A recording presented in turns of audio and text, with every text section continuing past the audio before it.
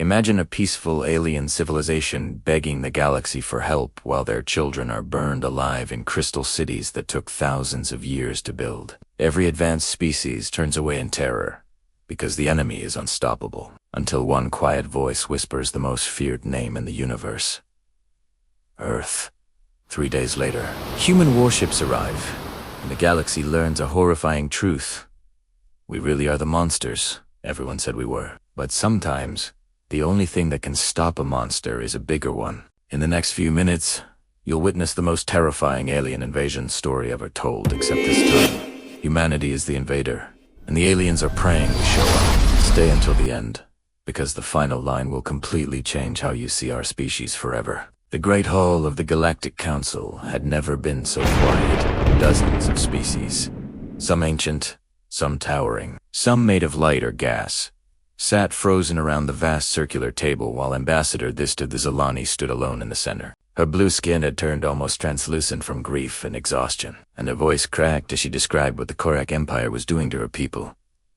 Entire worlds glassed from orbit, libraries that held 10,000 years of poetry reduced to ash, children dragged from schools and thrown into slave pens. She begged for ships, for soldiers, for anyone willing to stand against the Korak.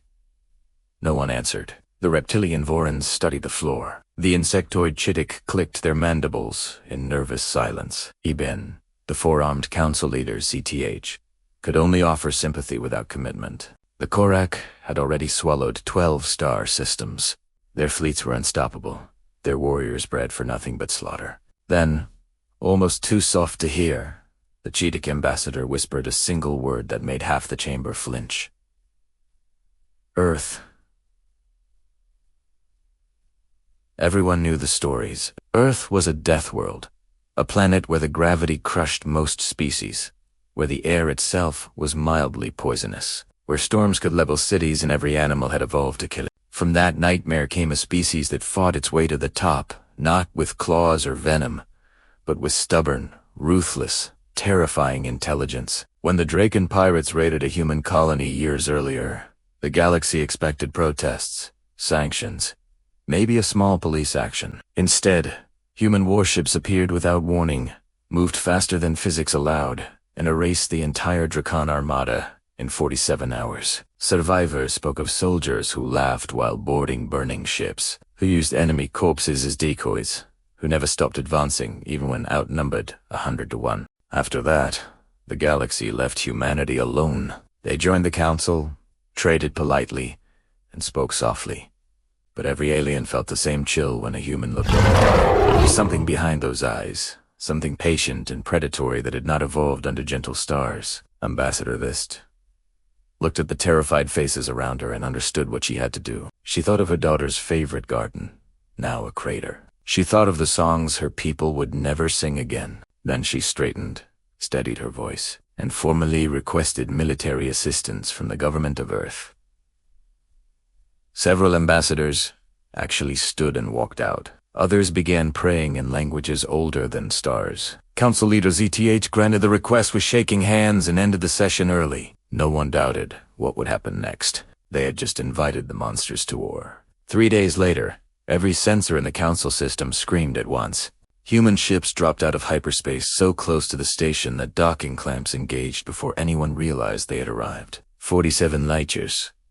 In 72 hours. Impossible. Admiral Sarah Chun stepped into the chamber wearing a plain black uniform. No medals, no weapons visible. Flanked by 3 officers whose casual stillness felt more dangerous than any honor guard. She listened without expression while Thist repeated the story of genocide. When the ambassador finished, Chun asked only one question. Are they deliberately targeting civilians? The answer turned the temperature in the room to ice. Chun glanced at her team.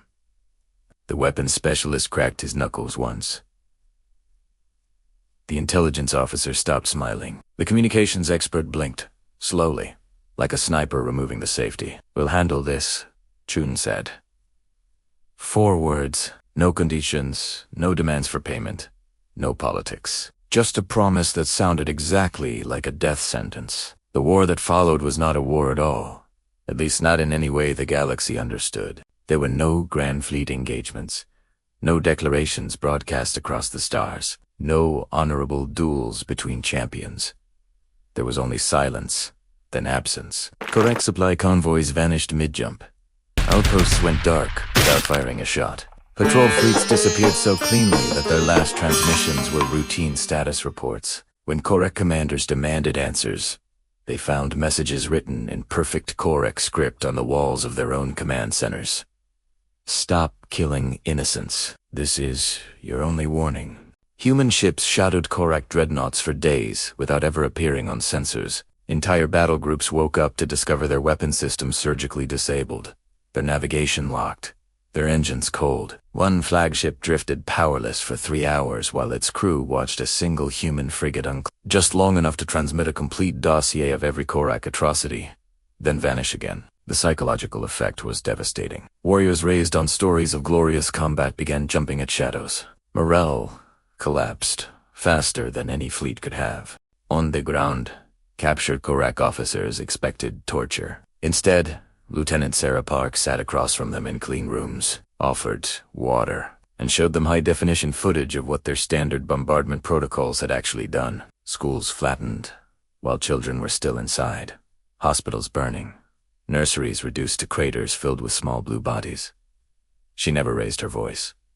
She simply asked them to look. Some broke immediately. Some tried to justify it as the natural order of conquest. Those ones were shown the orders. They themselves had signed targeting civilian centers to eliminate cultural resistance. Then Park leaned forward and explained, very calmly, that humanity had decided their empire was a cancer. Cancers do not get trials. Cancers get removed. Yet on the liberated Zelani worlds, the same species that dismantled an interstellar empire in 6 weeks revealed another face entirely. Human combat engineers who had blown apart Korek battle stations with mathematical precision now spent 18-hour shifts clearing rubble by hand to reach trapped civilians.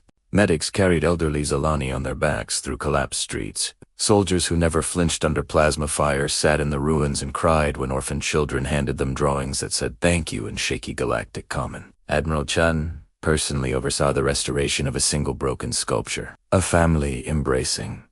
Because, she said, they deserve their beauty back. The galaxy watched in stunned confusion as the terrifying monsters from Earth spent their own money, their own time, their own lives rebuilding cultures the Korek had tried to erase. When the end came, it was anticlimactic. Humans broadcast irrefutable evidence of Korek genocide to every screen on every Korek world simultaneously.